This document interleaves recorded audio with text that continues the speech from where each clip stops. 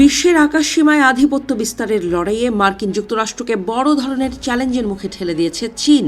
যুক্তরাষ্ট্র ও এর মিত্ররা যখন ইরান যুদ্ধে ব্যস্ত, ঠিক সেই মুহূর্তে চুপে সারে নতুন যুদ্ধ বিমান তৈরিতে বিশাল কর্মযজ্ঞ শুরু করেছে দেশটি।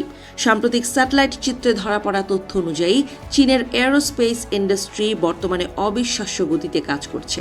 ধারণা করা হচ্ছে 2030 সালের মধ্যে চীনের পিপলস লিবারেশন আর্মি এয়ারফোর্সের বহরে যুক্ত হতে পারে 1000টি পঞ্চম প্রজন্মের J-20 মাইটি ড্রাগন স্টিলথ ফাইটার।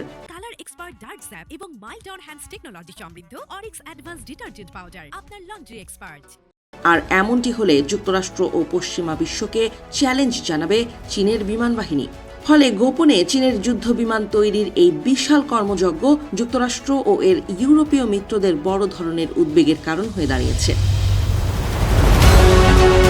প্ল্যানেট ল্যাবসের বাণিজ্যিক স্যাটেলাইট চিত্রে দেখা গেছে চীনের রাষ্ট্রায়ত্ত অ্যাভিয়েশন ইন্ডাস্ট্রি কর্পোরেশন তাদের চেংদু কারখানার আয়তন প্রায় 30 লাখ বর্গফুট বাড়িয়েছে।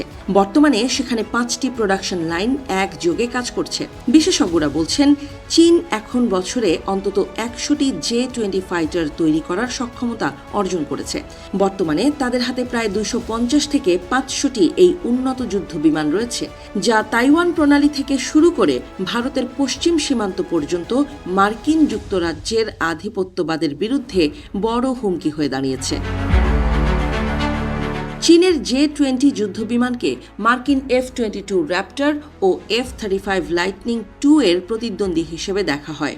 যদিও প্রযুক্তিগত দিক থেকে চীনের J-20 যুদ্ধবিমানের কিছু সীমাবদ্ধতা থাকতে পারে, তবে সংখ্যাগত দিক থেকে চীন বড় সুবিধা অর্জন করছে।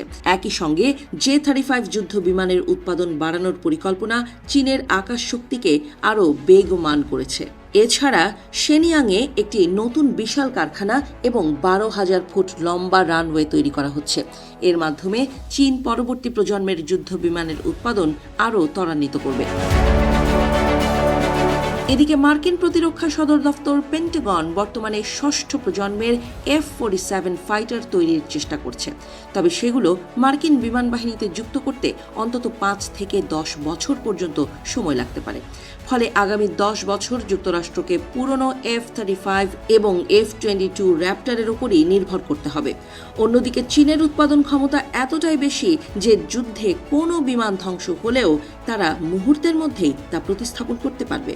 আর এই বিষয়টি যুক্তরাষ্ট্রের জন্য অশনি সংকেত বলে মনে করা হচ্ছে।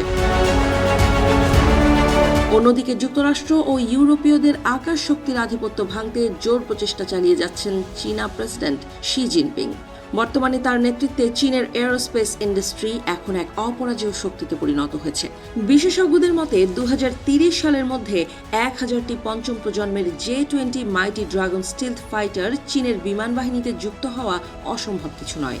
আর এই বিপুল সংখ্যক স্টিলথ ফাইটার মোতায়েন করা হলে তাইওয়ান ও দক্ষিণ চীন সাগরে যে কোনো বিদেশি হস্তক্ষেপ মোকাবিলা করা বেইজিংয়ের জন্য অনেক সহজ হয়ে পড়বে বলেও মনে করছেন তারা।